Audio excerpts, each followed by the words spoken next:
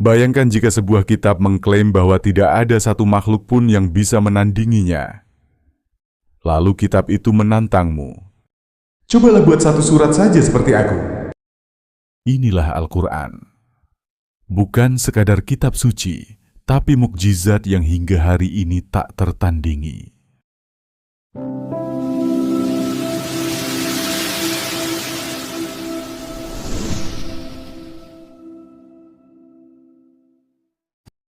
Assalamualaikum warahmatullahi wabarakatuh. Selamat datang kembali di Zikra Gedongan Channel. Alhamdulillah, masih diberi nikmat iman dan kesehatan. Karenanya, marilah kita isi hari ini dengan ilmu dan inspirasi yang mendekatkan diri kepada Allah. Pernahkah kita bertanya, mengapa Al-Quran begitu menantang seluruh manusia dan jin untuk membuat satu surat saja seperti dirinya? Apa rahasia di balik tantangan itu? Mari kita selami tafsir surah Al-Baqarah ayat 23-24 dan temukan keajaiban yang tersembunyi di balik dua ayat ini.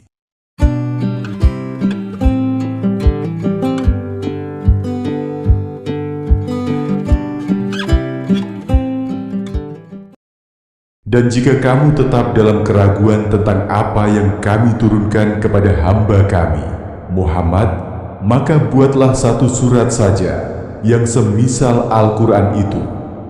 Dan ajaklah penolong-penolongmu selain Allah, jika kamu orang-orang yang benar.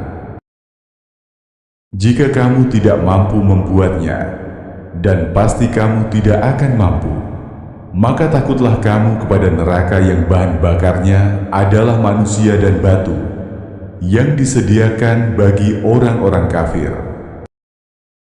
Al-Quran bukan hanya kitab petunjuk, tapi juga mukjizat linguistik dan spiritual. Ayat ini turun ketika orang-orang Quraisy meragukan kenabian Muhammad Shallallahu Alaihi Wasallam. Mereka mengatakan, "Ini bukan wahyu, ini hanyalah buatan manusia."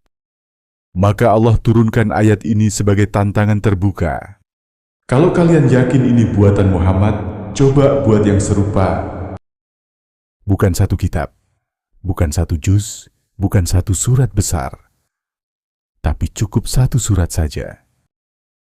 Bahkan, surat yang hanya 3 ayat, seperti surah Al-Kautsar pun, tidak bisa mereka tandingi. Allah menggunakan kata fatu bi suratim mim mislih. Datangkan satu surat yang sebanding. Kata mislih menunjukkan kesetaraan dalam struktur bahasa, makna, keindahan susunan, dan dampak spiritual. Dan Allah tidak membatasi bantuan.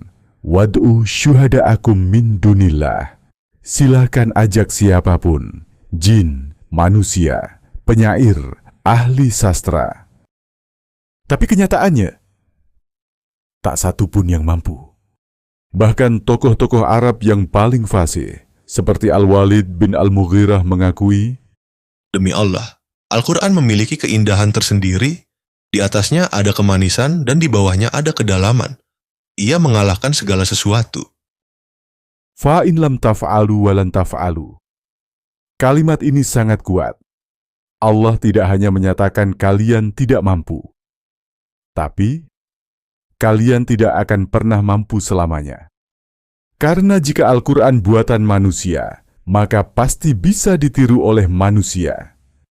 Tapi hingga lebih dari 1400 tahun, tidak satu pun yang berhasil. Inilah bukti kemukjizatan Al-Quran. Maka Allah memberi peringatan. Kalau kalian menolak Al-Quran, bersiaplah menghadapi neraka, yang bahan bakarnya manusia dan batu. Disinilah terlihat kemuliaan dan keagungan Al-Quran. Tidak hanya menantang, tapi juga memperingatkan bahwa menolak kebenaran wahyu bukan perkara ringan. Ada konsekuensi besar di akhirat. Menurut tafsir Ibnu Katsir dan para mufasir lainnya, batu di sini adalah berhala-berhala yang dulu disembah, juga batu dari neraka yang panasnya tak tertahankan. Bayangkan, para penyembah dan yang disembah disatukan dalam azab. Nabi Muhammad Shallallahu Alaihi Wasallam bersabda, Tidak ada seorang nabi pun kecuali diberi mukjizat yang karenanya manusia beriman. Dan mukjizat yang diberikan kepadaku adalah wahyu, Al-Quran, yang diwahyukan kepadaku. Maka aku berharap agar aku menjadi nabi yang paling banyak pengikutnya di hari kiamat. Hadis riwayat Bukhari. ini menunjukkan bahwa Al-Quran adalah mukjizat abadi, bukan hanya untuk dilihat, tapi untuk direnungkan dan diimani. Mukjizat para nabi terdahulu hilang bersama waktu. Tapi Al-Quran tetap hidup, bisa dibaca, dihafal, dan menembus hati manusia hingga hari ini. Sahabat Zikra Gedungan yang dirahmati Allah, hari ini kita tidak lagi ditantang untuk membuat tandingan Al-Quran. Tapi kita ditantang untuk menjadi generasi yang hidup bersama Al-Quran. Bukan hanya membacanya, tapi memahami dan mengamalkannya. Karena kalau dulu tantangannya adalah menciptakan ayat, maka tantangan kita hari ini adalah, apakah kita mau tunduk pada kebenaran ayat? Banyak orang yang hidup dengan logika, teknologi, dan sains, tapi lupa bahwa kebenaran tertinggi adalah wahyu. Maka, marilah kita kembali ke Al-Quran. Bukan sekadar dibaca, tapi dipahami. Bukan hanya dilombakan, tapi diamalkan. Bukan hanya dikhatamkan, tapi mengubah hidup. Jadilah bagian dari hamba-hamba yang mencintai Al-Quran, bukan yang meragukannya. Karena tidak ada yang bisa menandingi kalam Allah, bukan dulu, bukan sekarang, dan tidak akan pernah. Jika video ini menyentuh hati Anda, bantu sebarkan dengan like, share, dan komentar.